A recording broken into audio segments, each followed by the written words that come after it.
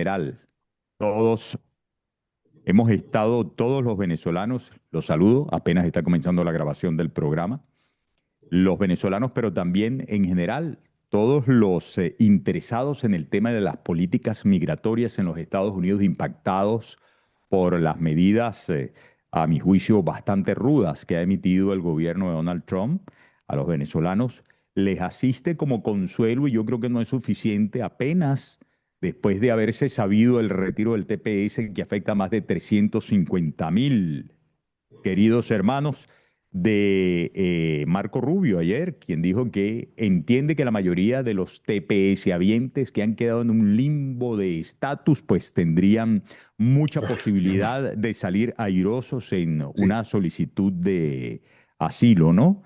Pero bueno, como les digo, eso parece insuficiente. Estamos a la espera también de que María Elvira Salazar arroje algún tipo de reporte resultado de lo que se comprometió a hacer en una suerte de medida de deportación diferida y en fin.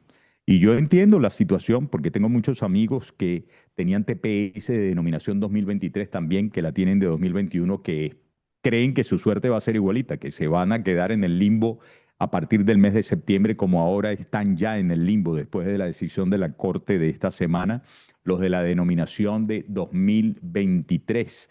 Hay que saber qué hacer, ¿no? El gran en vivo migratorio del día de hoy es convierte tu estatus temporal en estatus permanente, guía clave para inmigrantes en Estados Unidos. Esto lo vamos a hacer así. Después de la breve presentación que voy a hacer de mi abogado de migración, porque por eso me siento tan a gusto moderando y aceptando la invitación que me hizo la oficina Montano Miranda Law, porque no solamente nos une una gran amistad, sino que yo puedo decir con conocimiento de causa que el abogado Javier Montano, primero, su gran profesionalismo, segundo, su gran sensibilidad, tercero, su atención y su concentración muy empática con cada uno de los casos porque cada historia puede trazar un camino migratorio completamente diferente, pero yo que lo he acompañado en nuestros lives de todas las semanas y además en algunos eventos presenciales frente a público, eh, sé cómo muchísima gente no sabe las oportunidades que tiene frente a sí y en consecuencia el que no sabe es el como el que no ve, recuerdan ustedes, ¿no? Y bueno, y podría tener la posibilidad de emprender un camino hacia la seguridad migratoria, que es el desarrollo pleno y legal en los Estados Unidos, y Es el quizás por abogado. desconocer las cosas, sí, sí, quizás por desconocer las cosas no ha podido emprenderlo, ¿no? Bueno, así que vamos a hacer la presentación de Javier, luego vamos a escuchar la exposición de Javier y nuestra querida Celina Jiménez, que está en todo el asunto de la exposición de carteles, gráficos y todo el material de soporte a la exposición de Javier Montano. em, Ella nos dijo que está desde Colombia. Les va a estar acompañando también y luego vamos a tener después de la exposición, amigas y amigos, pues la ronda de preguntas y respuestas. Me van a estar pasando las preguntas. Les pido por favor que sean no largas, no recontrapersonalizadas, que no, en las que no se pudieran sentir representados todos los demás, es decir, lo más específicas posibles, ¿ah? La impresora y Bien, por favor, vamos a cerrar los micrófonos para entrar en cuestión. Javier Montano Miranda es miembro reconocido de la comunidad de abogados de inmigrantes de inmigración en Florida, Estados Unidos. Cuenta con 20 años de experiencia ejerciendo el derecho migratorio y es el director general desde hace 17 años de la firma Montano Miranda Law Office, con sede en Miami, Florida. Su firma ha gestionado con mucho éxito miles de casos de inmigración a lo largo de sus 2 décadas de ejercicio profesional. Figuras públicas y reconocidas, altos ejecutivos corporativos e inversionistas a nivel internacional han confiado su representación legal migratoria para obtener estatus migratorio en Estados Unidos en Javier y su oficina Montano Miranda Lowe. No, El abogado Montano Miranda ofrece representación legal en asuntos relacionados con la inmigración familiar, pero visas eso parece que me basadas. estuviese Por viendo. favor, por favor, cierren los micrófonos. Le seguía diciendo que Javier Montano Miranda ofrece representación legal en asuntos relacionados con la inmigración familiar, visas basadas en empleo e inversión, la residencia permanente y también en ciudadanías.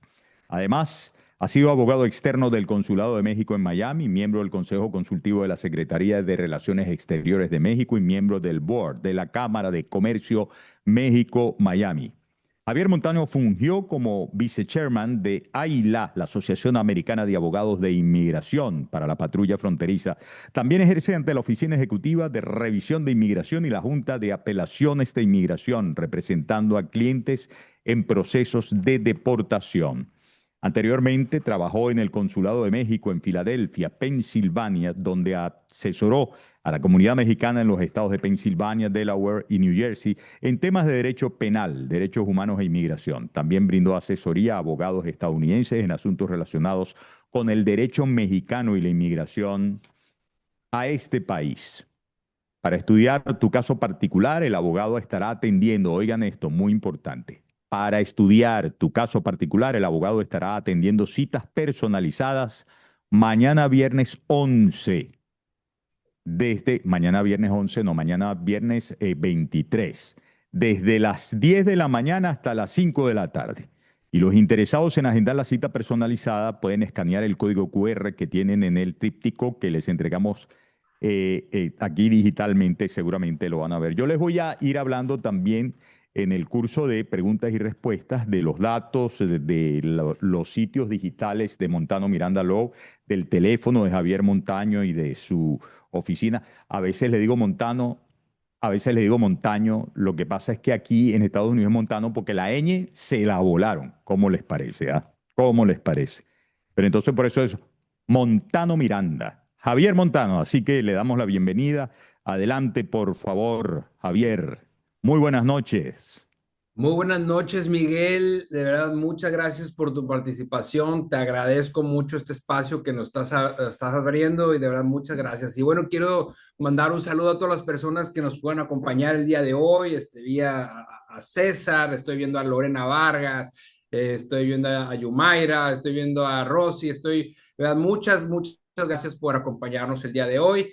Y pues bueno, vamos a tratar de disipar muchas de las dudas que actualmente estamos viviendo en el mundo migratorio, lo que yo le llamo pues, las leyendas urbanas. Vamos a tratar de esclarecer un poco qué es lo que está sucediendo y bueno, y desde mi perspectiva, pero sí es importante considerar que esto es a manera informativa. Por favor, que no se vaya a considerar como un consejo legal.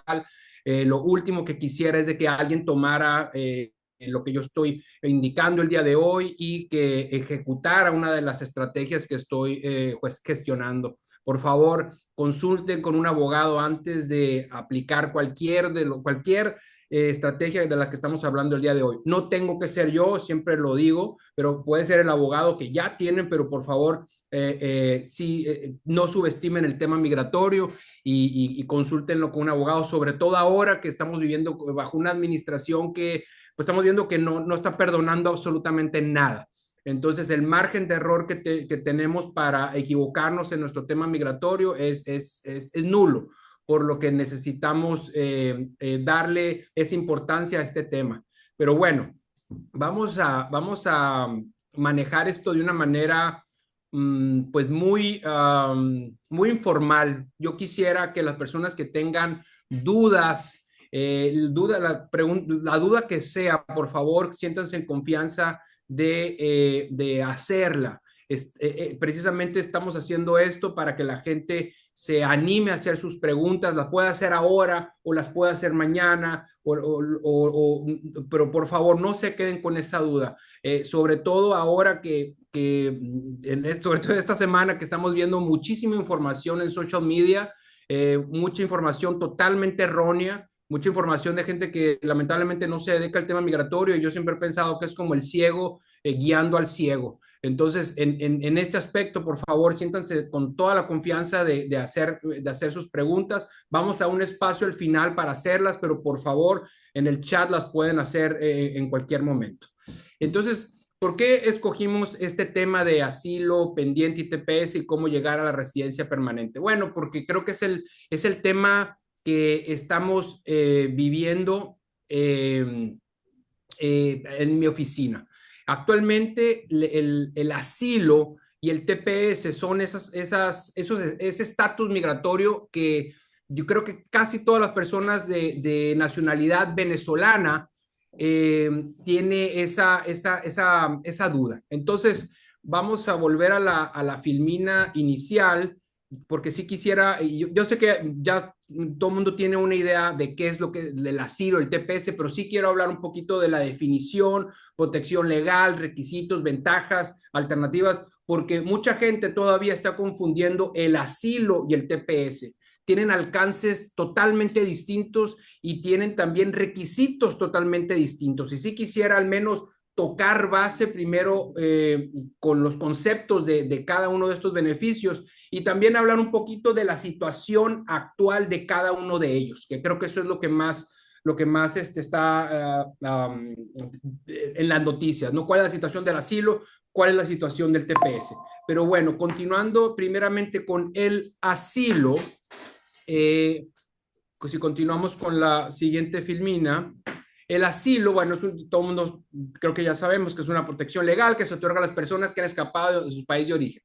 Importantísimo, y lo he mencionado anteriormente, el asilo no protege todos los miedos, solamente protege 5 miedos, eso es todo. Raza, religión, opinión política, nacionalidad o participación en un grupo social determinado. Es muy importante que la gente que está considerando aplicar un asilo entienda que el asilo no protege todos los miedos, aunque sean miedos reales, aunque sean miedos inminentes, pero el asilo solamente protege cierto tipo de situaciones donde la persona que está persiguiendo a la víctima se tiene que motivar por esos conceptos. Si ninguno de estos motivos aplica a la persecución, la persona no califica al asilo. Y el ejemplo más claro es cuando una persona es víctima del AMPA común, de los crímenes comunes. No importa cuántas veces una persona haya sido amonestada en su casa, que haya sido víctima de violencia en la calle, eso no es causal de un asilo. El asilo solamente se da cuando una persona, cumpliendo con cualquiera de estos motivos de persecución, tiene que demostrar que la persona no puede vivir en ninguna parte de su país. O sea, una persona que está viviendo, voy a poner un ejemplo, en Venezuela, que vive en una parte de Venezuela, vive en Mérida, pero si esa persona pudiera mudarse a otra parte, porque la persona que la está atacando no la va a seguir a otro lugar, digamos de Mérida a Caracas, el asilo no opera. El asilo es un concepto muy complejo bajo la ley de inmigración que lamentablemente se ha ido diluyendo porque es muy fácil aplicar. Pero una vez que aplicas, es muy difícil retractarte de ese asilo. Entonces, una persona que va a aplicar un asilo, sobre todo bajo esta administración, tiene que estar seguro de que no va a ponerle una situación peor en la que ya está. Entonces, pero el asilo es un concepto muy de moda ahora, sobre todo con la terminación de los paroles y el TPS. Lo primero es aplica un asilo. Bueno, recordemos que un asilo es la manera más rápida y eficiente y segura de que una persona acabe en un proceso de deportación. O sea, si yo quisiera poner una persona en deportación, la manera más efectiva es solicitar un asilo sin fundamentos. Por eso es tan importante verificar con un abogado si la persona tiene esa esencia para poder aplicar un asilo. Ahora, disculpen, en la siguiente filmina, vamos esto es bien importante, las ventajas. ¿Por qué es tan codiciado el asilo? Bueno, porque te lleva a la residencia. Es una manera muy efectiva cuando tienes causales para aplicar un asilo, pero sí te lleva a la residencia. ¿Cómo es el proceso una vez que una persona es considerado como refugiado? Que ese es el concepto que se debe de cumplir. ¿Y ustedes dirán, cuál es la diferencia entre refugiado y asilado? El refugiado con el concepto es una persona que está fuera de los Estados Unidos. El asilado es una persona que está físicamente dentro de los Estados Unidos y que está solicitando ese beneficio. Pero el concepto, el miedo, es exactamente lo mismo. Entonces, y el asilado, después de obtener esa condición, puede aplicar la residencia. ¿Al cuánto tiempo? Debe tener al menos un año como con la condición de asilado. Es un año al momento de recibir la residencia, por lo que no tienes que esperarte el año para aplicar la residencia, puedes aplicar antes. Actualmente los casos de residencia por medio de asilo se están demorando más de un año, entonces es muy común que una persona en cuanto recibe esa condición de asilado o refugiado, aplique inmediatamente a la residencia, porque lo más seguro es de que esa residencia le va a llegar mucho después de ese año. Ahora, como me estoy mencionando aquí, los beneficiarios de un asilo pendiente deben buscar una alternativa plan B. ¿Por qué? Porque realísticamente hablando, calificar un asilo en estos momentos es difícil. No es fácil obtener un asilo en estos momentos. El porcentaje de aprobación de asilo es muy pequeño. Esa es una realidad. El problema es de que cuando a una persona le dan el asilo, se lo dice a todo el mundo, pero cuando a una persona se lo niegan, no se lo dice a nadie. Esa es la realidad del asilo. Pero la verdad es de que ganar un asilo no es fácil, por lo que una persona que no tiene un asilo sólido debe de considerar una alternativa, debe de considerar oxígeno que tiene los Estados Unidos de poder permanecer en los Estados Unidos de manera autorizada para poder saltar a otra categoría. Y de esas categorías es de las que vamos a hablar en un momento. Pero hay algo muy importante, que esto lo hemos visto no solamente en TikTok y en social media, sino que hasta de otros abogados de inmigración. El asilo pendiente no es estatus legal. Hay una diferencia entre estatus legal y estatus autorizado. La persona que tiene un asilo pendiente está en estatus autorizado, pero no está en estatus legal. Esa diferencia es abismal cuando tú vas a considerar saltar a otro tipo de beneficios. Por ejemplo, una persona que está en estatus legal puede aplicar a una visa de no inmigrante.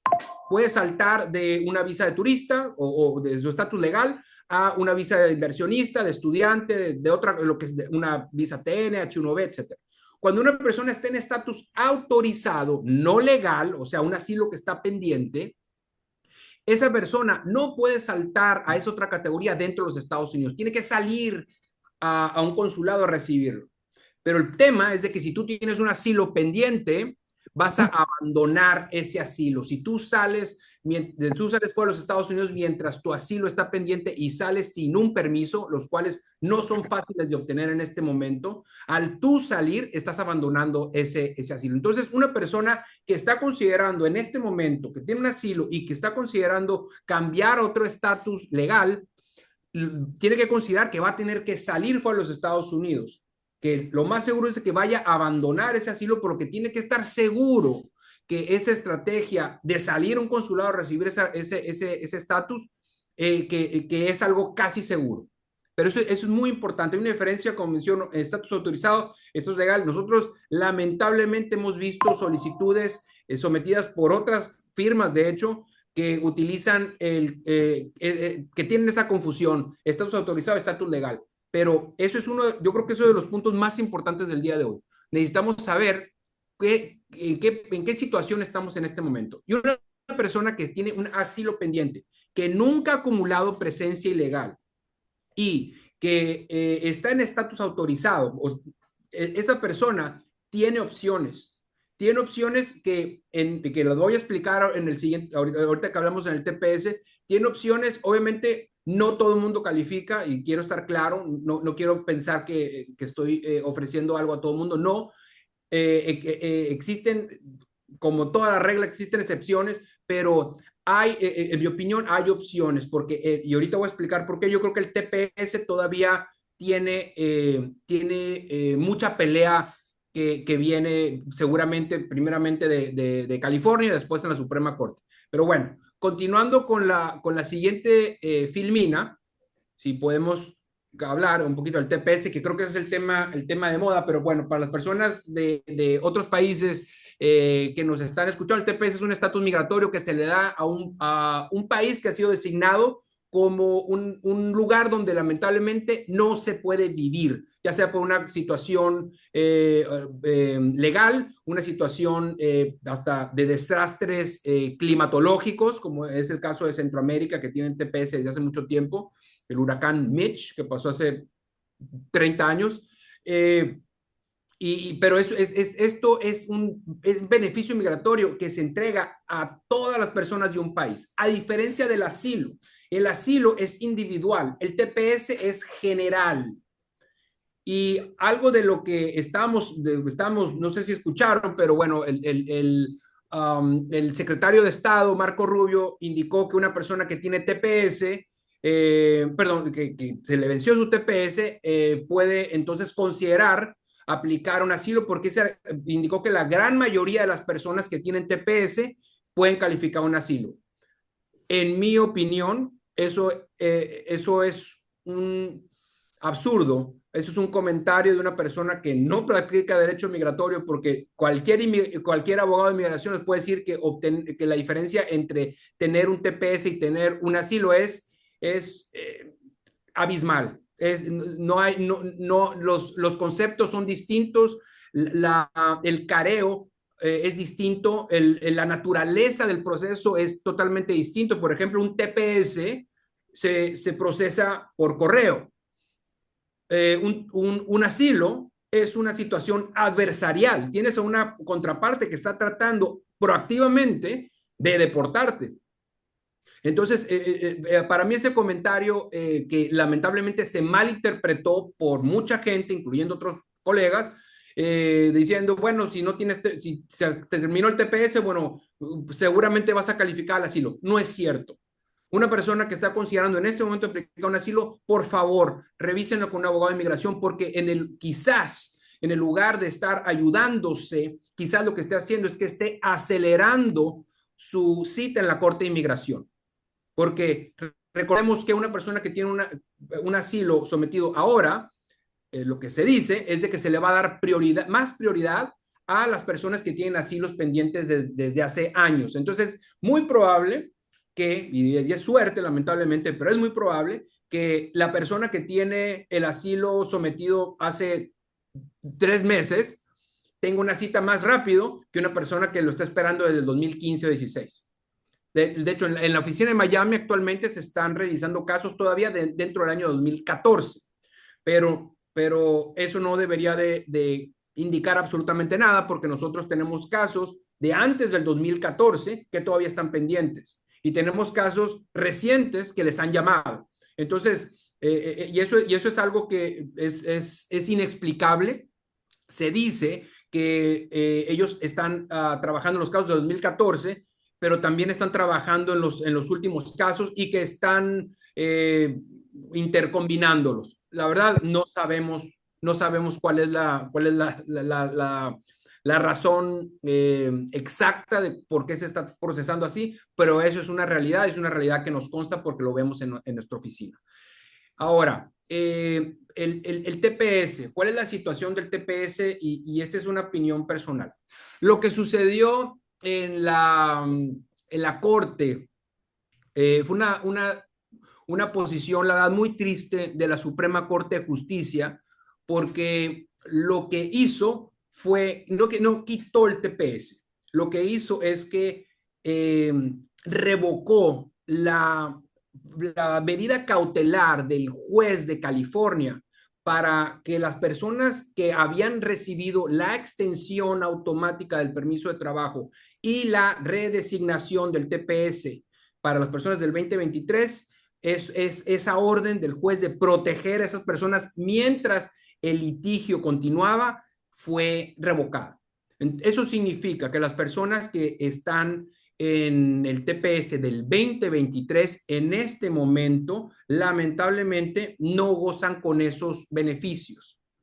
Esa es una realidad. No significa que la guerra se haya perdido. Significa que una batalla se perdió, pero no la guerra. Yo quiero ser muy optimista y quiero pensar que eventualmente el juez, del mismo juez que dio esa orden de protección, el juez de California, el juez Edward Chen, creo que va a ser muy optimista, muy positivo a la hora de hacer esta determinación si otorga el TPS o no lo otorga. O sea, creo que, digo, juzgando la posición del juez Chen y de la Corte de Apelación y también lamentablemente de la Suprema Corte de Justicia, podemos ver un poquito una tendencia de cómo, de qué lado se van a inclinar. Y yo creo que el juez Chen eventualmente pudiera, y quisiera pensar que eso es lo que va a suceder, cuando adjudique la finalidad, la legalidad del TPS, quiero pensar que va a fallar a nuestro favor. Creo que tiene elementos suficientes como para hacer esto, incluyendo los motivos que se desarrollaron por los grandes abogados, y no les quiero quitar ningún mérito a las personas que nos están defendiendo a todos. Creo que hicieron una demanda muy bien preparada, excelente, donde están denotando muy claramente que la motivación de la revocación del TPS, la designación del TPS, no fueron porque Venezuela ya está en una mejor situación, sino por otros motivos políticos, raciales, etcétera. Entonces, yo quisiera pensar que el juez va a inclinarse a hacer una adjudicación a nuestro favor. Que eso eventualmente se va a apelar totalmente, es muy probable. Estamos viendo que es una administración, bueno, muy agresiva en contra de cualquier beneficio migratorio que se le pueda otorgar a nuestras comunidades, pero quiero pensar que eventualmente esto se va a desarrollar a nuestro favor. Aparte, que para que llegue a la Suprema Corte de Justicia y a la Corte de Apelaciones y todo eso va a dar, no va a ser inmediatamente, eso va a demorar. Y eso es lo que tenemos que aprovechar, en mi opinión, para saltar a otras alternativas migratorias.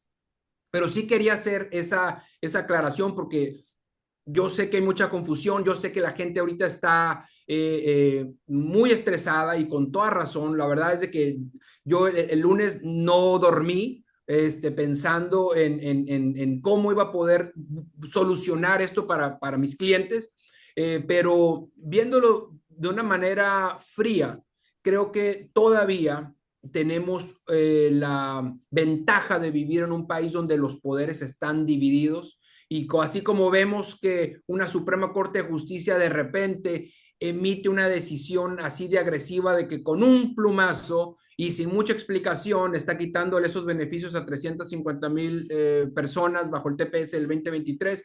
De la misma manera, estamos viendo cómo está frenando otras medidas que está utilizando el Ejecutivo, específicamente acerca de la posibilidad de que una persona sea deportada bajo la ley de enemigos foráneos, que eso no se habló mucho de eso, pero eso es una gran victoria porque si la Corte hubiera fallado a favor de la administración actual, eso hubiera sido un hecatombe a la hora de deportar gente, porque a final de cuentas, una persona que tiene TPS vencido tiene que pasar por la Corte de Inmigración.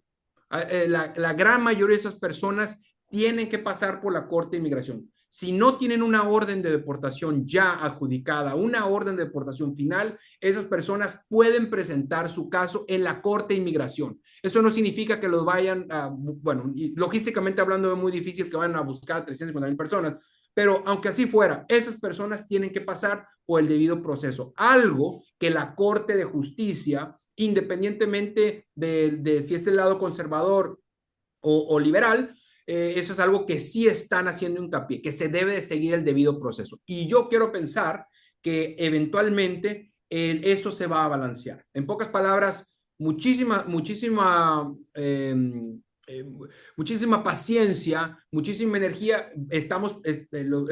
Los abogados son excepcionales, están peleando el caso como lo deben de pelear, pero tenemos que tener paciencia en este caos y en este estado de confusión. Y lo más importante de todo es, si ustedes ya tienen un abogado, por favor, contáctenlo nuevamente, porque si ustedes tienen dudas de su situación actual, esa es la persona que debe de darles la directriz que deben de seguir en este momento.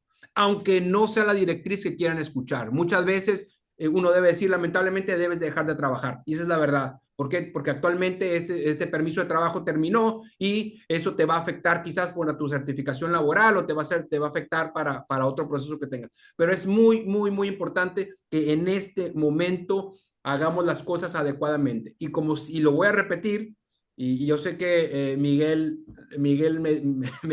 me castiga cada rato por decirlo, pero no tengo que ser yo para nada, pero que sea un abogado de inmigración, por favor. Bueno, continuamos un poquito con lo que sigue, que es, bueno, las ventajas esto ya lo habíamos mencionado. Bueno, las ventajas de un asilo creo que ya las conocemos, que son, bueno, que mientras el proceso está pendiente, podemos obtener un permiso de trabajo, podemos obtener beneficios públicos y también la posibilidad de juntar a tu gente. ¿Por qué mucha gente también utiliza este asilo? Porque el asilo es de los pocos beneficios que le permite, perdón, a una persona aplicar por toda la familia junta. O sea, no importa que tú tengas un hijo que esté por cumplir los 21 años, siempre y cuando esa solicitud haya sido sometida antes de que el menor cumpla 21 años, ese asilo lo va a proteger y lo va a considerar como menor de edad, independientemente que ya haya cumplido 40 años. Entonces, eso es una de las ventajas del asilo, pero es importante que una persona que está considerando un asilo sepa que así como beneficia a una persona que está tratando de incluir a sus hijos, también lo puede perjudicar. Porque cuando tú estás incluyendo a tus hijos en esa aplicación de asilo, y si también eso significa que si esa persona es remitida a la corte, entonces ese hijo también va a acabar en la corte. Eso es muy importante. Una vez que sometes a una persona, sometes una aplicación de asilo y ya entró esa persona en ese núcleo familiar, va a seguir todo el caso, independientemente si se gana el caso, excelente, y si no se gana, en la Corte de Inmigración. Ahora, las ventajas y desventajas del TPS, bueno, que es muy fácil aplicar, es muy fácil obtenerlo, los requisitos son muy básicos. Bajo la administración Biden vimos que personas que tenían doble nacionalidad podían aplicar. Eso fue una ventaja pues muy favorable para muchísimas personas que tenían doble nacionalidad, pero las limitaciones es que no otorga estatus permanente. Aunque el TPS es estatus legal, y eso es muy importante, el TPS es estatus legal, lamentablemente es un estatus legal que no te lleva a un estatus permanente. Por eso también una persona que tiene TPS y que espero que extiendan este TPS por los motivos que indiqué anteriormente, es personas por favor, deben de considerar esto como un trampolín para otra cosa. Llámese asilo, llámese certificación laboral, llámese EB1, EB2, EB3, visa U, pero por favor, algo que nosotros notamos en nuestra oficina fue que cuando iban a quitar el TPS el 2023, vimos una alarma fuertísima en nuestra oficina. En cuanto dieron la resolución del juez de California extendiendo hasta el 2026, pareciera que nos relajamos todos. Pareciera que dijimos, bueno, ya estamos a salvo. Bueno, estamos a salvo por 18 meses solamente, que se van así. Entonces, no podemos permitir que se nos vaya el tiempo, sobre todo con esta administración. Entonces, se debe de considerar que el TPS, a final de cuentas, y como lo estamos viendo, no da una seguridad jurídica porque puede llegar cualquier administración a tratar de revocar ese estatus legal, que lamentablemente es lo que estmente viviendo ahora. Ahora, las alternativas para cambiar de un asilo pendiente, un TPS, a una residencia permanente, generalmente estas son las que yo considero más adecuadas. El primero, cuando tienes un familiar, que eso es, bueno, independientemente de la situación de muchas personas, hay gente que tiene un hijo nacido en los Estados Unidos, que va a cumplir 21 años, bueno, ese hijo puede pedir a los papás, pero no puede pedir a los hermanos. Eso es bien importante. Por eso estamos haciendo hincapié en pariente inmediato. Un pariente inmediato es una persona que puede aplicar por la residencia de esa del beneficiario, siempre y cuando esa persona haya entrado legalmente, pero solamente son parientes inmediatos, hijos menores de 21 años, cónyuges y padres. Hermanos no califican. Residente pidiendo a un esposo no es pariente inmediato. Residente pidiendo a un hijo menor o mayor de edad no es pariente inmediato. Muchas veces como estrategia es mejor esperar a que ese ciudadano, a que ese residente se haga ciudadano para hacer las solicitudes. Nosotros hemos visto cientos, y digo cientos de aplicaciones de residentes solicitando a su esposo mientras tienen un asilo pendiente. Para aplicar a la residencia en esa categoría, un residente haciendo una solicitud por su esposo, el beneficiario debe estar en estatus legal, no puede estar en estatus autorizado. Una persona que esté en un asilo pendiente esté en estatus autorizado, no esté en estatus legal. Debe haber cientos de casos donde un residente pidió a una persona pensando que porque tenía permiso de trabajo, entonces eso era un estatus legal y por eso podía aplicar la residencia por el esposo del residente. Muy triste porque lamentablemente el Departamento de Inmigración no devuelve dinero. Bueno, muy rara vez, pero bueno, en 20 años de práctica a mí nunca me han devuelto nada, lamentablemente.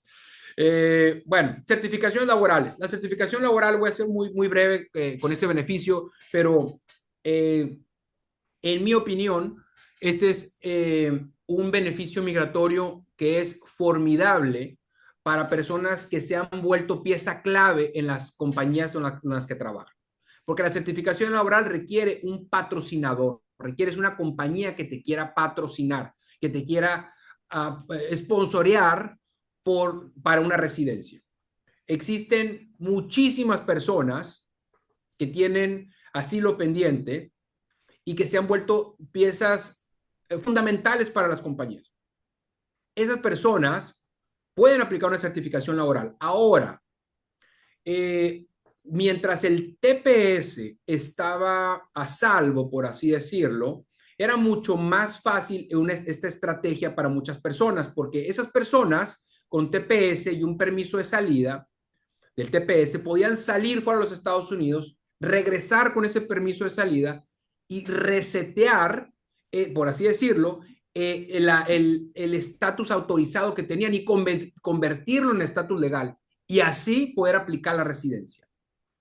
Eso es algo que en este momento estamos viendo qué es lo que va a suceder si el TPS continúa, si van a continuar o sea, si van a revivir el TPS con la decisión del juez Chen. Esa estrategia ahorita estamos en una incertidumbre, pero una persona que tiene una certificación laboral aprobada y que sale fuera de los Estados Unidos a recibir su residencia porque nunca ha acumulado presencia ilegal, esa persona puede hacer proceso consular. ¿Qué es más riesgoso? Definitivamente.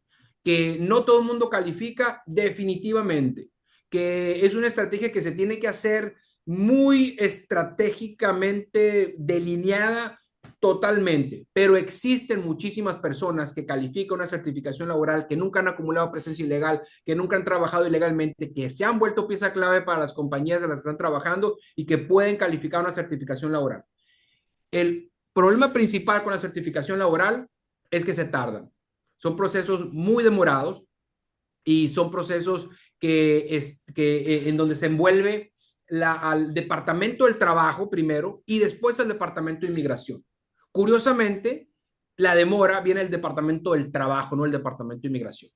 Pero a grosso modo lo que pasa, lo que sucede es que existe una compañía que hace una oferta al público en general diciendo necesito a un empleado con estas características.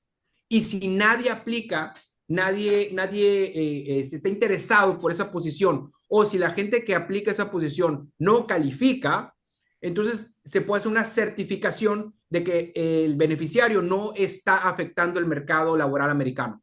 Con esa certificación laboral puedes llevártela ahora al Departamento de Inmigración y ahora sí aplicar una residencia. Anteriormente, como mencioné, con el TPS, y de hecho nosotros todavía lo estamos haciendo, personas que tienen el permiso de salida válido, que todavía pueden salir, están saliendo, reentrando y vamos a aplicar a residencia ahora próximamente. Pero para muchas personas, lamentablemente, eso no va a poder suceder, porque no sabemos, otra vez, el TPS ahorita es una incertidumbre, sobre todo para las personas del 2023. Pero la certificación laboral, en mi opinión, es una estrategia que si tienen la oportunidad de solicitarla, háganlo, porque como el TPS se puede demorar en este momento, no sé, la batalla legal, como se puede demorar 2 años, 3 años o 6 meses, no sabemos. Lo único constante que vemos con inmigración es de que nada es constante. Entonces, así como nadie se esperaba el tema de la Suprema Corte, nadie se esperaba de la misma manera que las residencias en este momento por familia se estén procesando más rápido. Entonces, no podemos una expresión mexicana, no podemos dejar una piedra sin voltear. O sea, tenemos que tratar de utilizar todos los beneficios migratorios que tenemos disponible y el primero que podamos utilizar, ese muchas veces es el que nos va a salvar. Pero una certificación laboral es definitivamente algo para considerar, independientemente el tema del TPS. Pero ojo, no aplica para todas las personas. Y si quieren hacer esa estrategia, recuerden que necesitan de ese sponsor de la compañía. Bueno, ahora vamos a hablar un poquito de lo que es la EB1, porque sí quisiera disipar algunas leyendas urbanas. Perdón, vamos un... bueno, ok. Disipar algunas leyendas urbanas que sí creo que son importantes de disipar. Bueno, lo primero es la residencia por habilidades extraordinarias. ¿Por qué es tan atractivo una EB1? Bueno, porque una EB1 o residencia por habilidades extraordinarias no tiene tiempo de espera. Voy a ser muy breve en esta explicación, pero voy a tratar de ser muy didáctico también, pero bueno, es un tema muy complejo que estoy reduciendo a una explicación de segundos. Pero generalmente para la residencia existen dos etapas, la petición y la aplicación. Cuando estamos hablando de EB1, EB2, EB3, estamos hablando de la parte de la petición, la primera parte del proceso. La segunda parte del proceso es la aplicación. Petición 1, aplicación 2. EB1, EB2, EB3 son peticiones. Y si tú tienes una petición aprobada, después tú tienes que escoger, si puedes, si aplicas a la residencia dentro de Estados Unidos o si vas a hacer proceso consular. Pero si tú tienes una EB1, una residencia por habilidades extraordinarias, tienes la ventaja de que en cuanto te dan esa petición, tú puedes hacer la aplicación inmediatamente. Cuando tú tienes una EB2, actualmente, cuando tienes esa petición aprobada, actualmente tienes que esperar aproximadamente 2 años para poder hacer la aplicación. Eso es algo que no dicen mucho en social media, pero es una realidad. La EB2 ahorita tiene un retraso espantoso, aproximadamente 2 años. Entonces, si una persona puede escoger entre EB1 y EB2, EB1, porque la EB1 pudiera darte un beneficio automático. Bueno, y los requisitos generales, que seguramente ya los conocen, pero la EB1 se divide la revisión se divide en 2 etapas también. Uno que es la etapa donde tú debes de demostrar que cumples con al menos 3 puntos de una lista de 10. Y generalmente si la persona ha recibido publicaciones que hablan de él, importante, no publicaciones que la persona haya generado, sino personas que se interesen en el aplicante. Eso es muy, muy importante, sobre todo con reporteros. Segundo, si la persona tiene premios nacionales, premios internacionales, si la persona se le pagaba un salario elevado comparado con otras personas en su mismo medio. Cuarto, si la persona puede conseguir cartas de expertos que les conste que esa persona participó en eventos o en producciones o con instituciones de gran fama o de buena reputación. Pero es muy importante considerar que la EB1 es una herramienta muy potente, fuertísima, pero no es tan fácil llegar, no puedes llegar a ese escrutinio. Porque aunque tú cumplas con los 3 puntos de 10 que mencioné, existe otra revisión, una segunda parte, que es donde el Departamento de Inmigración va a revisar, se llama Final Merits Determination, una determinación final de los méritos. O sea, y en resumidas palabras, una persona que cumple con esos 3 puntos, aún así va a ser revisada para ver si en conjunto esos 3 puntos pueden ser considerados como algo que le va a beneficiar a los Estados Unidos. O sea, no porque cumplas los 3 puntos significa que te van a dar esa petición de EB1, porque existe esa segunda revisión donde lamentablemente es sumamente discrecional, donde te pueden decir, sí, esta persona cumple con los 3 puntos, pero lamentablemente en mi revisión considero que esta persona no va a traer un beneficio a los Estados Unidos. O otra cosa que pueden decir también es, no ha mantenido ese nivel de distinción, de ser extraordinario. Y esto pasa mucho para personas que acaban de empezar a trabajar en una industria y que han sido muy exitosos, pero que no llevan suficiente tiempo para demostrar lo que se conoce como sustain a claim, o sea, un reconocimiento sostenido a través del tiempo. Y como no existe una definición de tiempo o de sostenido, pues eso se presta a mucha interpretación. Pero, insisto, y me ha tocado mucho con personas sobre todo de Venezuela, de la diáspora venezolana, que son claros EB1 y que están esperando su asilo y asilos no tan fuertes. Por favor, no se subestimen. Existen muchas personas que son material de EB1 y obviamente también hay muchas personas que piensan que son material de EB1 y no lo son. Por eso es tan importante informarse con un abogado, no tengo que ser yo, pero con un abogado para que les diga si realmente ustedes pueden calificar una EB1. Y lo bueno de la EB1 es de que también puede acobijar a tu familia. Puedes traer también a tu familia. Entonces, la EB1 es para personas sobre todo que han demostrado una distinción por encima de lo normal, o sea, de lo que es el status quo de su profesión, considérenlo. Y mucha gente va a decir, bueno, es que quizás mi profesión no califica porque eso solamente es para artistas. Para nada. La ley te permite utilizar EB1 para cualquier profesión porque puedes tú adaptar los puntos que mencioné para cualquier profesión. Si la evidencia que tú presentas no aplica directamente a salario, a distinción en instituciones de buena reputación, etcétera, la ley te permite hacer una excepción bajo evidencia comparable. Y bajo evidencia comparable, tú puedes someter muchísima información que quizás pensaras que no aplica para tu caso. Pero eso, insisto, eso tiene que ser revisado por un abogado. Ahora, EB2, este sí es el tema, yo creo que más suena en mi oficina. EB2.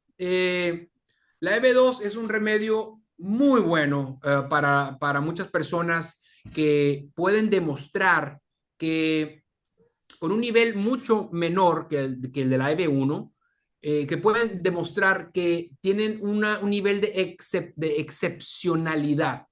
hay dos maneras de aplicar a la EB2, con sponsor o sin sponsor. Con sponsor es una certificación laboral. Sin sponsor, que es la que más interés tiene, igual que la EB1. Hay dos partes, petición y aplicación. La petición también se divide en dos secciones. Primero, debes demostrar o que tienes una maestría o que tienes 5 años de experiencia progresiva más un bachelor's o un bachillerato. Y si no tienes maestría o 5 años más el bachillerato, entonces puedes hacerlo por habilidades excepcionales. Las habilidades excepcionales, volvemos a lo mismo, la ley te da una lista de puntos y tienes que cumplir 3 de esos puntos. Son de mucho menor escrutinio que por un EB1, pero también son importantes. Por ejemplo, si tú tienes más de 10 años de experiencia en el ramo, si tienes licencias si se requieren licencias para lo que tú haces y tienes esas licencias, si tienes membresías, si tienes también reconocimientos, si tienes cartas de personas que pueden atestiguar que tú eres una persona por arriba de lo que normalmente se encuentra en tu profesión.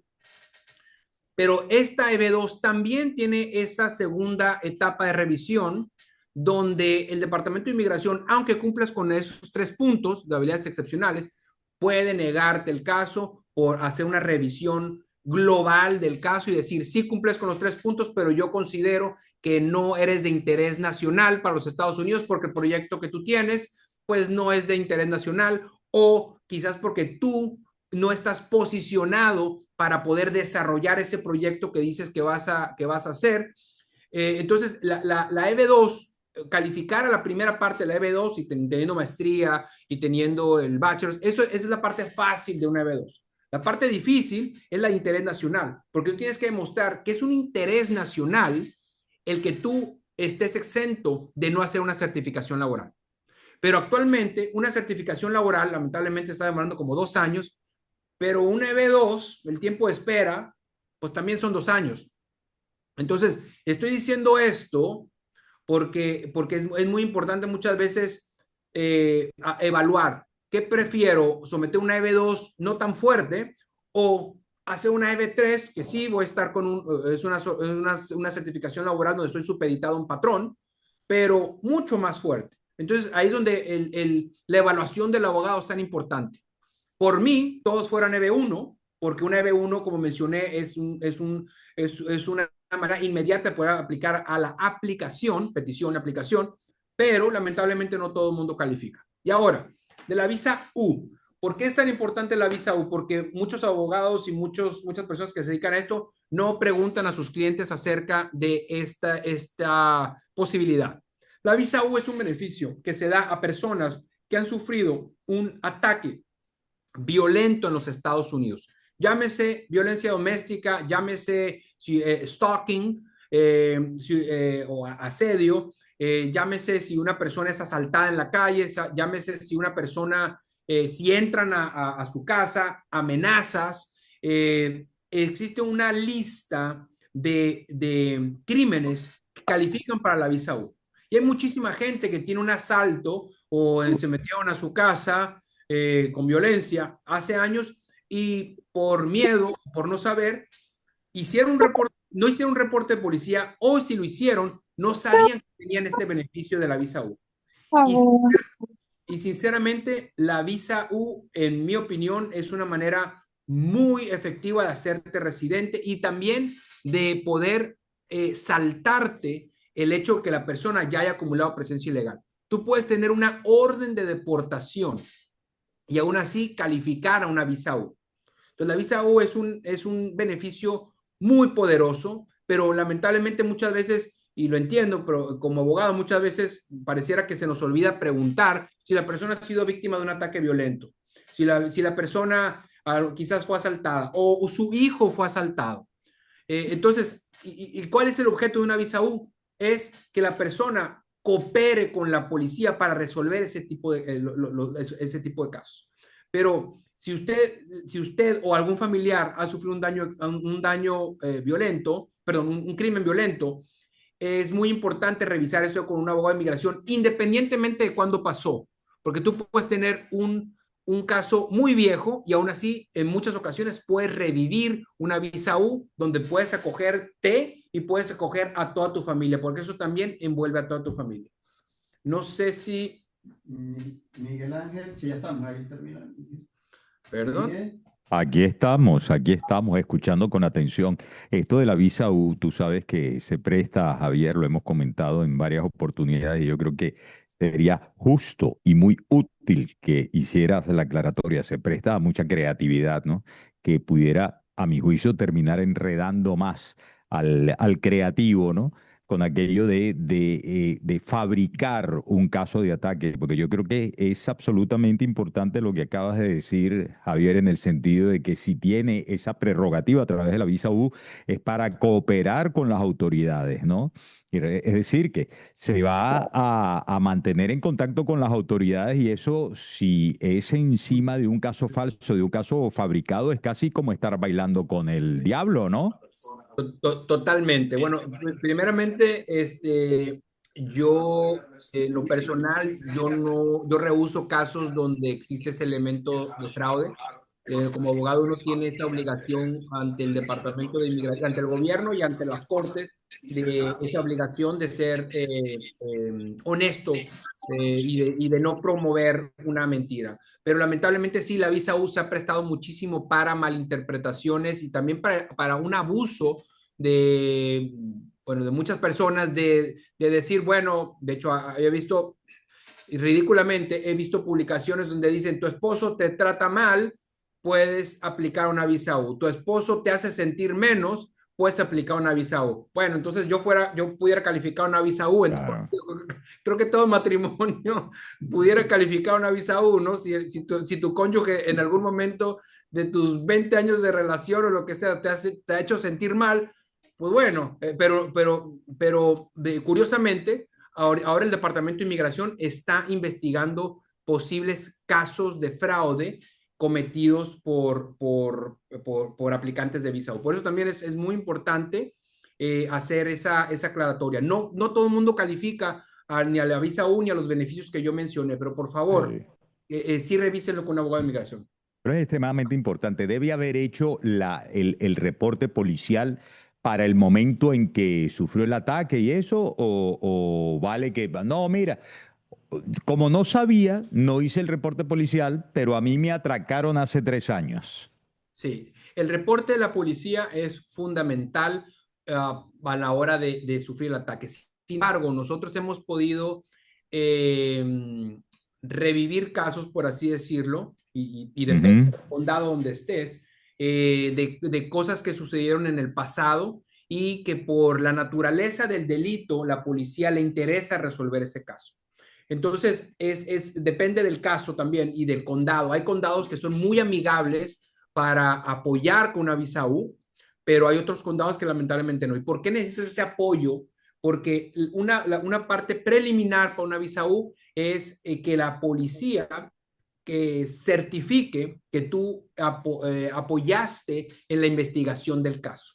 Entonces, y eso es bien importante, una persona que dice voy a hacer un reporte, pero después no voy a cooperar con la policía, no calificas una visa U. El objetivo de la visa U es de que se reporte ese delito y que se siga hasta su finalidad, independientemente de que la persona sea declarada culpable. Independientemente de que la persona, de que el victimario haya sido absuelto, no importa. El tema es el ataque, pero es muy importante. Estoy viendo a Julio. Saludos, Julio. Pero es muy importante eso. Yo creo que muchas veces estamos tenemos una fijación con TPS, asilo, certificación laboral, pero curiosamente no, la visa U es un gran, gran beneficio. Bien, bueno, vamos a pasar ahora al ciclo de preguntas y respuestas. Si se oye un ladrido por ahí, es tu amigo Toddy, que ya tú lo conoces, Javier, nuestro perrito aquí en casa que está por allá. No Sí, sé a qué le está ladrando. Debe estar ocupado del tema migratorio también. Miren, antes de preguntas y respuestas, a quienes puedan tomar nota, el número telefónico de la oficina, 786, las llamadas desde el exterior, que saludamos a varios que estaban en Caracas, ¿no? Más 1-786-448-0951. Repito, más 1-786-448-0951. Y ya les voy a hablar de la página web y todo eso de Montano Miranda Law, ¿no? sí, Dime. quiero hacer un comentario, porque aquí está Lorena Vargas y sí quiero mencionarla, porque yo creo que es muy importante que las personas que están considerando renovar sus pasaportes fuera de los Estados Unidos necesitan una asesoría de una persona que se dedique exclusivamente a eso. Y Lorena, que nos está acompañando el día de hoy, ella es una profesional que en lo personal mi oficina yo creo que no difícilmente sacaría a una persona sin haber tocado base con Lorena. Nos ha salvado de muchas catástrofes porque muchas veces las personas quieren hacer ese proceso por sí solas y se enfrentan pues a consulados y a políticas adversariales, ya sea en México, en Colombia, donde sea. Entonces, sí es bien importante que tomen la información de Lorena porque son piezas fundamentales. De nada me sirve a mí tener un EB1, un EB2, un EB3 si la persona se va a quedar atorada en un consulado. Entonces, es bien importante y digo, que quería mencionarlo porque de verdad es un elemento muy, muy importante y gracias por acompañarnos, Lorena. Saludos, Lorena. Bueno, supongo que harás el puente debido, ¿no? Javier, ¿no? Desde la oficina harán el puente debido en este caso de la renovación de los pasaportes con Lorena. Bueno, vamos a esto. Mira, aquí tengo una primera pregunta. Creo que es un caso sencillo, personal, pero se entiende, ¿no? Niña de 14 años, TPS 2023, es decir, que está afectada por lo de ahorita. Su papá tiene Green Card que viene de un asilo que le aprobaron. Bien. Su papá puede tramitar la incorporación de esta niña a su residencia. El señor tiene, bueno, el señor puede hacer una petición familiar por su hija, eh, Ajá, pero la puede hacer en este momento, una petición I-130, pero su hija en este momento no está en estatus legal, está en estatus, bueno, ahorita se puede considerar que no tiene estatus si es que no tiene un asilo pendiente, ajá. pero digamos que lo único que tenía el TPS, se le termina el TPS, entonces ahorita no tiene nada. Sí, Pero una vez que el caballero se haga ciudadano, ajá, entonces, siempre y cuando se haga ciudadano antes de que la niña tenga 21 años, él la puede ajá. reclamar. Pero Entonces, ahorita no la puede incorporar a su residencia. no, no, No puede. ahorita no la puede incorporar a su residencia, salvo que, no, si él ya es residente, no, tiene que ser una petición familiar. No sé por qué no la habrá incorporado en el asilo. Eso es una buena pregunta, porque Mm, quizás ahí se pudo haber incluido. Y hay una manera que se llama following to join, donde tú puedes pedir a una persona que se acoja al asilo, pero generalmente eso se hace con tiempo. No sé si aplicaría en este caso, pero definitivamente esa niña eventualmente va a poder ser residente cuando él se haga ciudadano, pero antes de eso creo que igual un following to John pudiera ser una opción.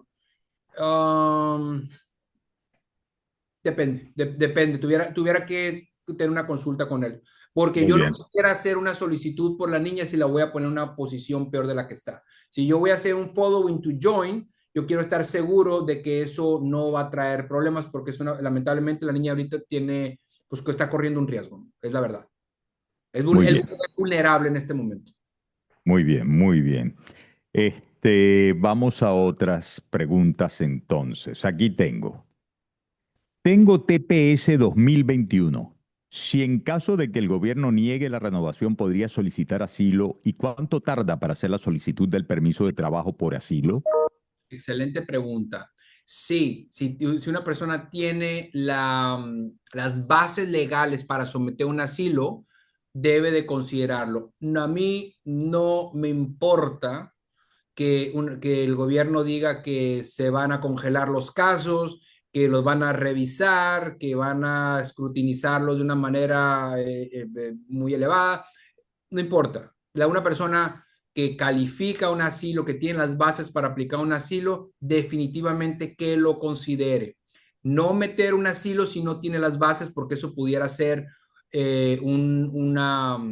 pues una solución que una solución muy temporal que quizás lo lleva a una corte de inmigración, pero definitivamente si una persona está en esa situación, sí considero. Ahora, bueno, ¿qué pasa cuando esa persona que tiene TPS ya ha pasado más de un año en los Estados Unidos y que no ha salido? Existen excepciones para aplicar al asilo después del año. Y una de esas excepciones es cuando la persona ha mantenido estatus legal. Entonces, antes de hacer esa solicitud de asilo, que espero que lo haga con un abogado, debería hacer ese análisis. Pero solamente estoy recomendando esto si la persona tiene las bases legales para aplicar. Si no tiene las bases legales, no lo solicite.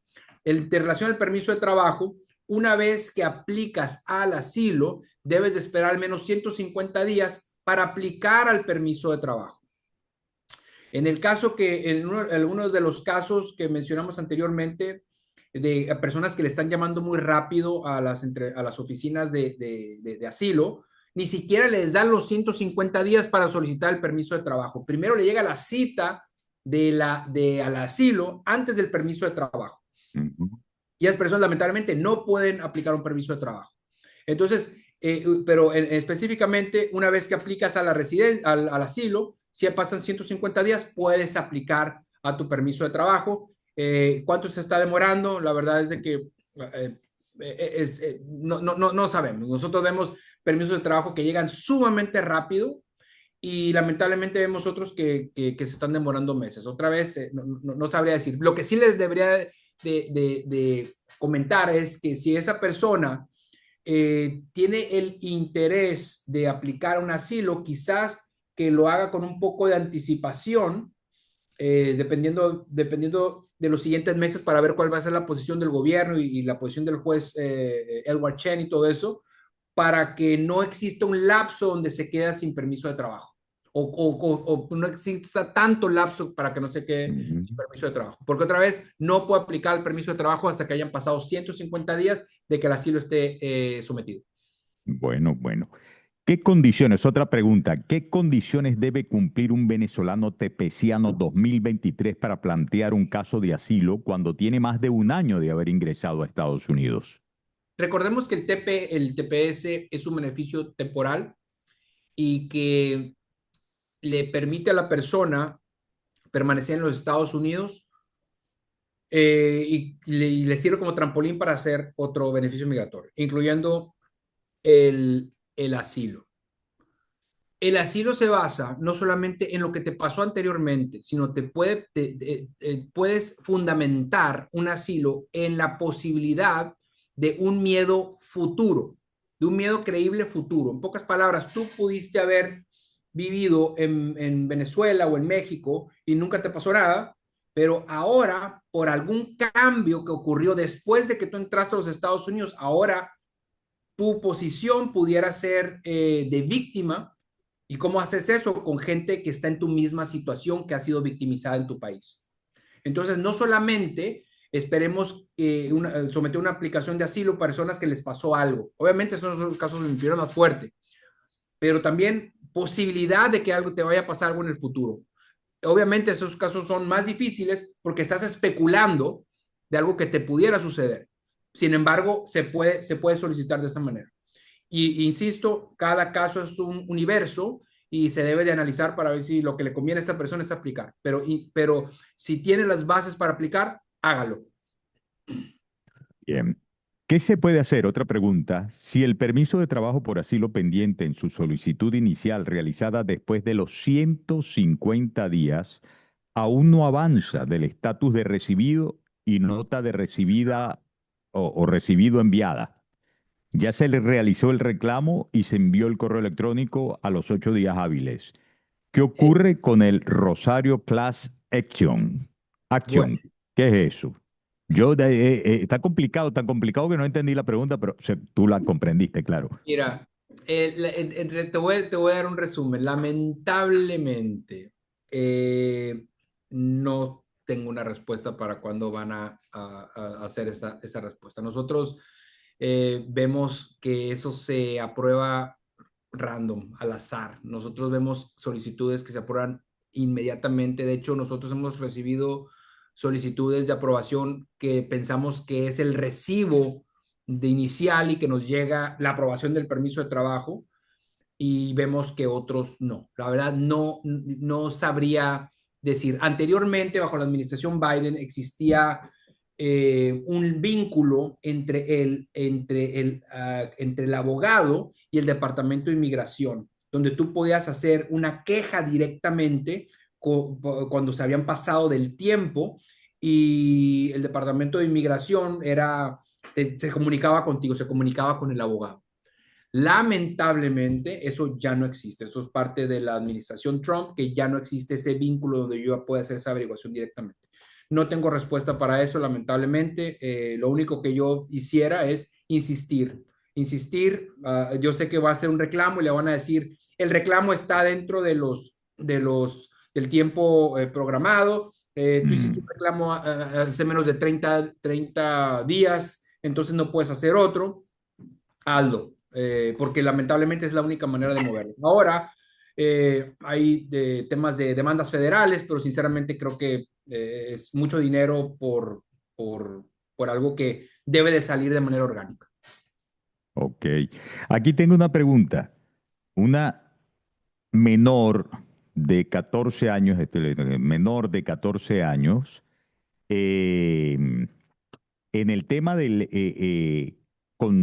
con su papá fue llevada a poner huellas, en caso de asilo, en petición de asilo. Parece que está Ajá. un poquito enredada la cosa aquí.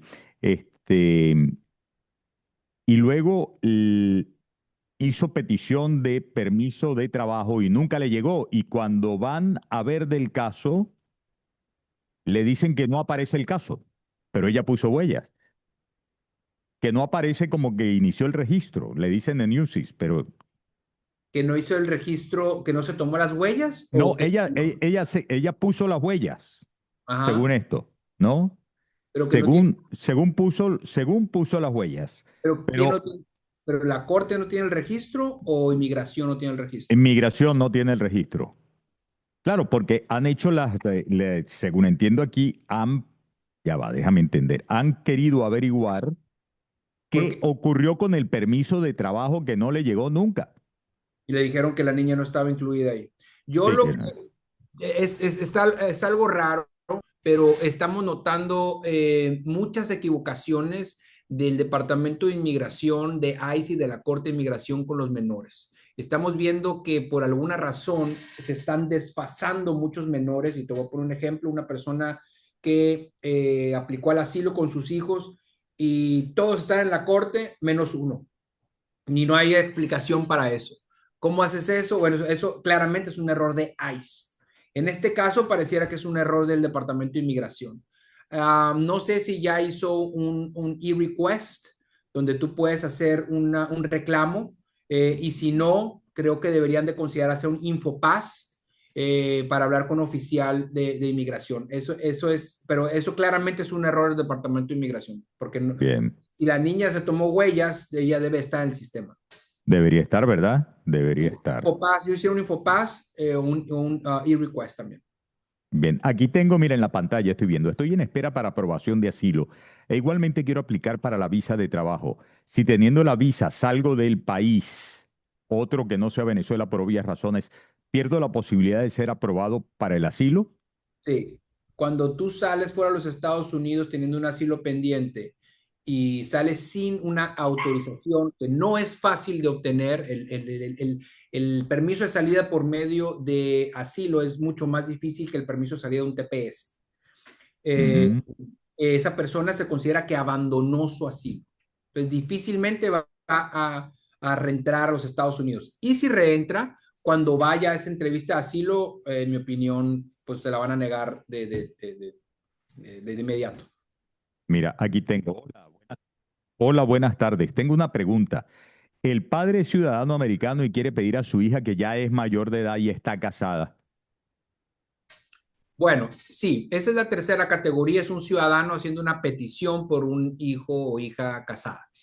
El problema es que esa solicitud no es pariente inmediato. Entonces, es Mm, una solicitud que tiene un tiempo de espera, años, generalmente para hijos casados, al menos, no tengo la tabla enfrente de mí, pero al menos van a ser 12, 15 años de espera. Y cuando llegue ese tiempo de espera, esa persona va a tener que salir a un consulado a recibir su residencia. Eso en realidad no le va a servir mucho en este momento, porque vuelvo a la explicación que di inicialmente, la residencia tiene dos partes, petición y aplicación. Tú puedes hacer la petición dentro de los Estados Unidos y eso estamos hablando. Pero para que esta persona haga la segunda parte, la aplicación, la que te da permiso de trabajo y eventualmente te llega a la residencia, esa parte no la puede hacer dentro de los Estados Unidos. Tiene que salir porque no está en estatus legal. Quizás esté en estatus autorizado, pero no está en estatus legal. Entonces, lo puede pedir, sí, puede hacer la primera parte del proceso, pero no puede terminar el proceso, no le puedo tener un permiso de trabajo, no le puede dar una salvaguarda en contra de una deportación. Es algo que yo sometiera, pero más que nada como un plan C, no plan B, plan C. No pierde nada haciéndolo.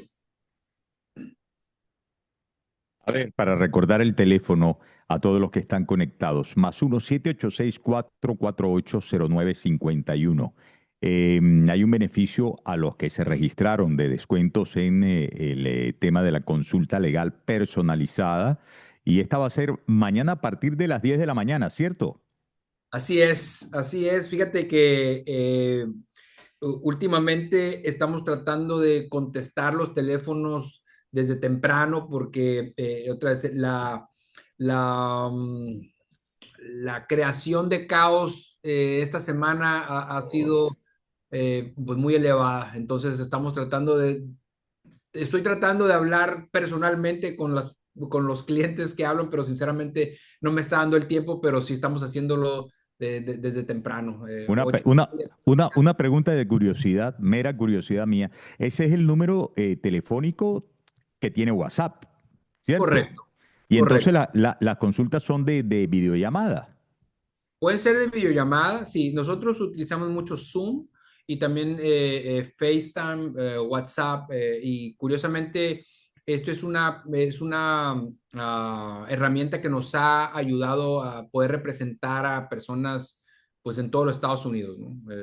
Ahorita estamos representando gente hasta en Michigan. La verdad, nunca había presentado a alguien en Michigan, pero ahora tenemos, y todos tienen las mismas preguntas, es lo curioso.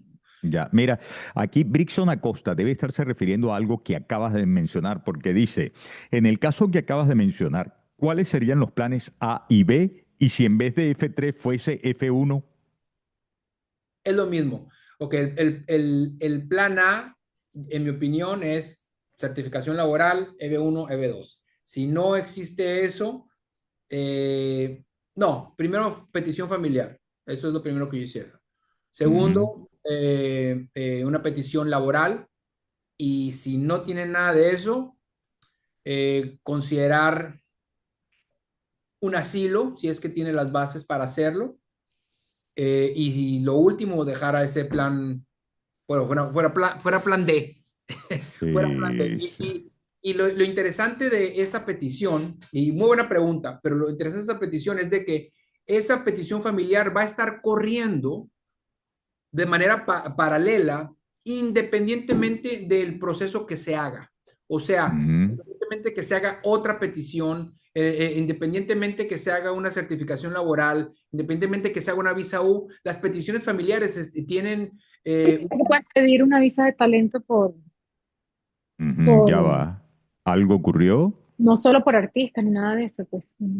o sea, las formas I-130, las peticiones, están corriendo. Y mi amor, ¿qué dice? Voy a poner un ejemplo. Digamos que esta persona aplica al TPS, un asilo, o lo que sea, y de repente decide irse fuera de los Estados Me Unidos. compramos las empanadas y Ajá, ya, por favor apaguen los micrófonos para, Sí, creo que es Yolimar Cardoso la que tiene el micrófono abierto sí.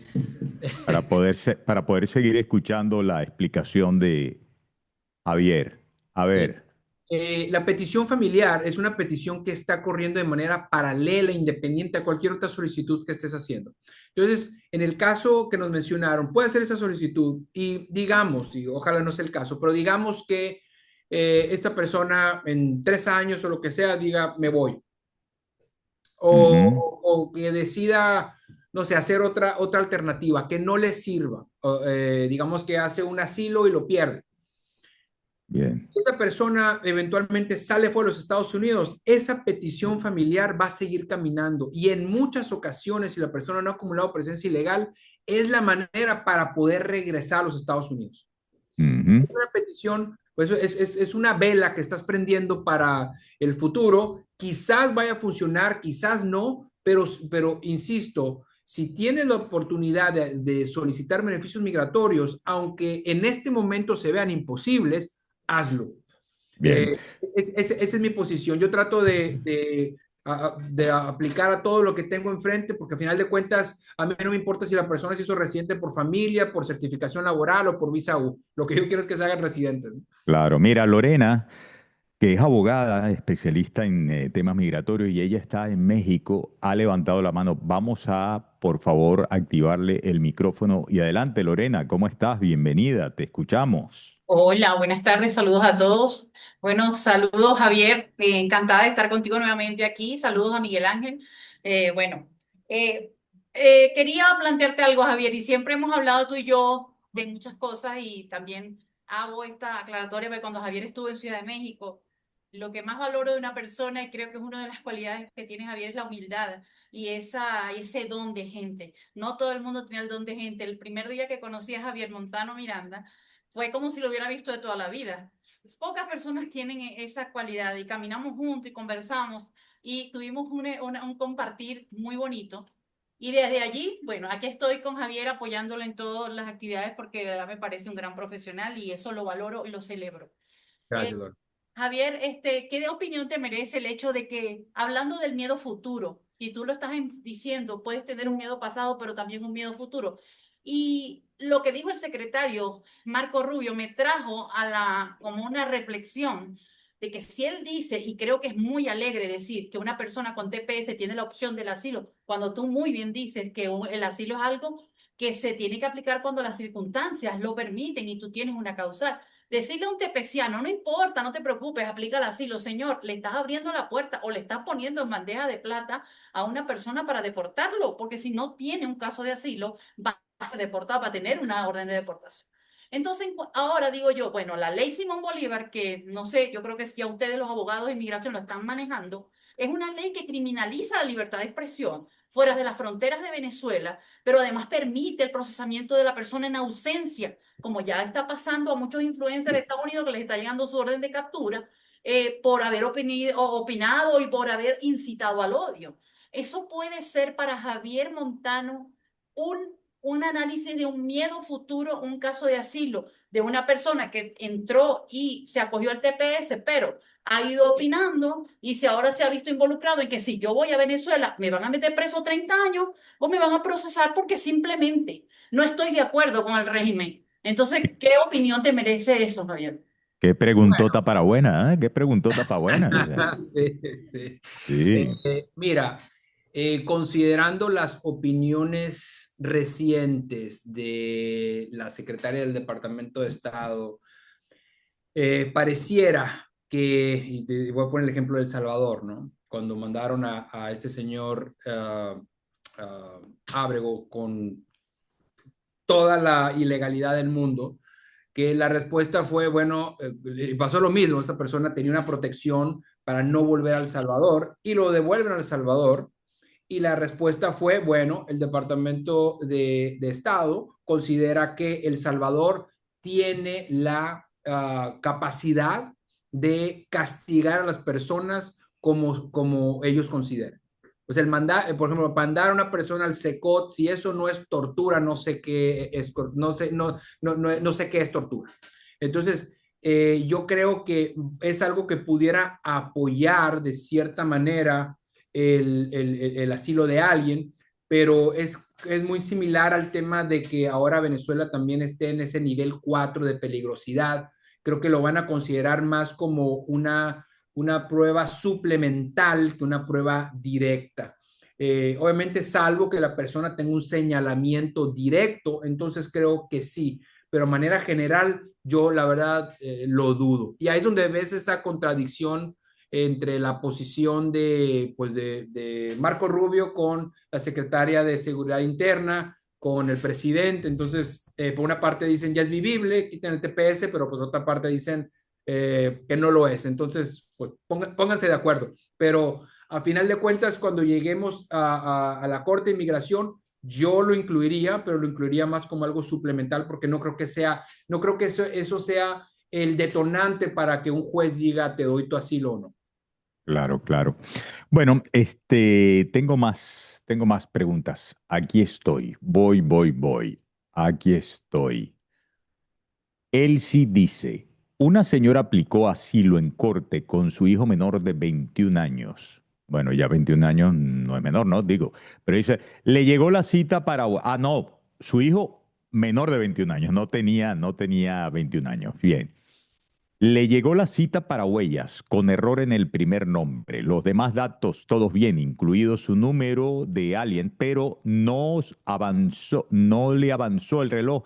Y en la corte dicen que él no fue incluido, pero llegó una notificación por asilo para sus huellas. Eso se parece en algo, me da la impresión a lo que te hablé de la niña, ¿no?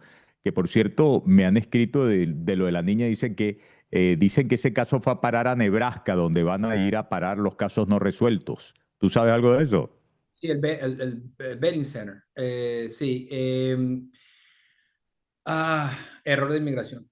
O sea, eso es otro claro error de inmigración, en mi opinión. Pero eso se puede pelear, se puede, Sí, claro, digamos, tramitar para... se puede tramitar, pero la persona que le dieron el asilo en la Corte de Inmigración necesita un Ajá. abogado. Si tiene abogado, que lo haga por medio de ese abogado.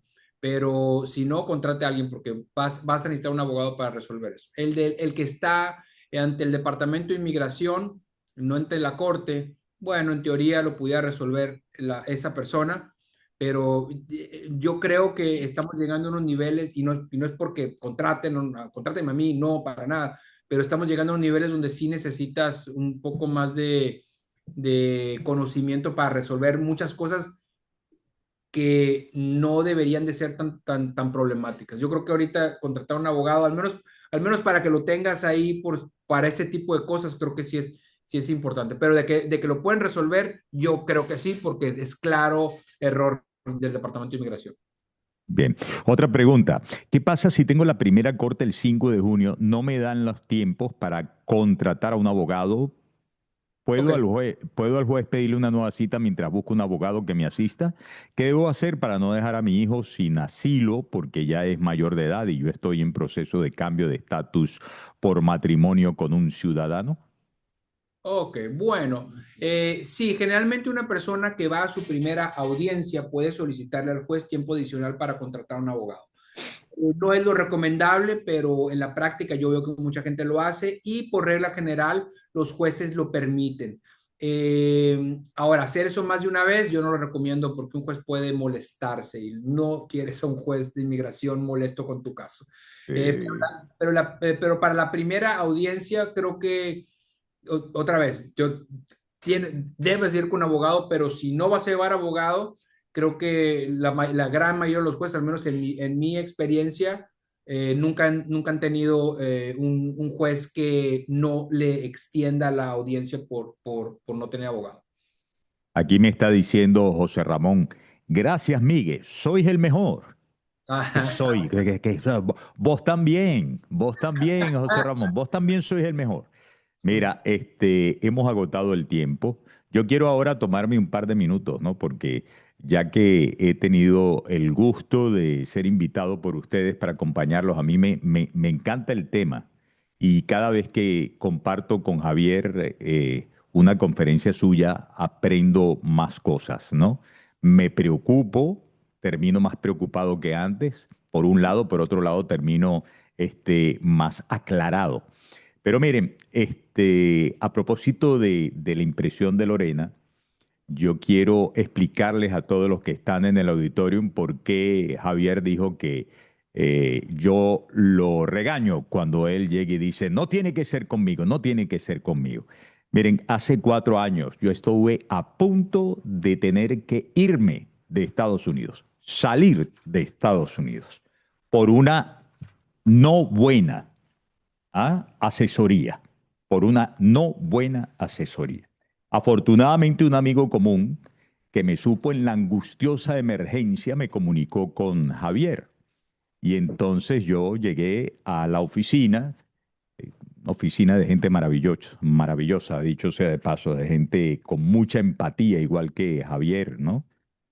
Y conversamos y hubo como hallar el modo de no tener que salir. Imagínense ustedes lo que hubiese tenido que pasar, qué accidente, ¿no?